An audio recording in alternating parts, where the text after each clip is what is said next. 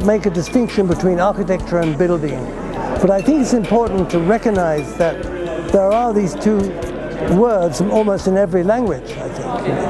And architecture with a capital A has always been about public building, more or less, although, of course, very fine architects design very sophisticated, refined houses, very beautiful houses for high class or bourgeois class, that here and everywhere else, But when it comes to the question of, extremely poor people or the mass invasion of urban areas, the whole long-standing problem of favela, barriada, which goes back, a good 60 years already, more, I think, 70 years even.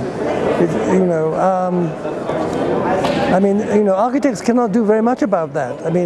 It's a demographic, economic, social problem, political problem. Well, architecture is impotent from that point of view. So I think one should, and it's more like building, it's spontaneous building, people building their own houses, which is what happened, I suppose, in medieval period and so on, And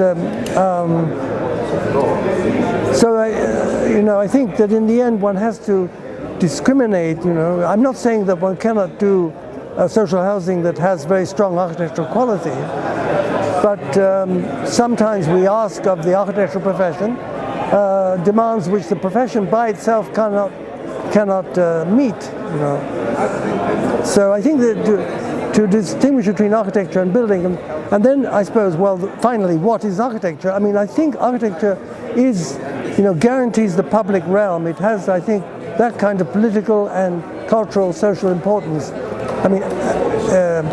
There's a philosopher named Hannah Arendt who coined the term the space of public appearance.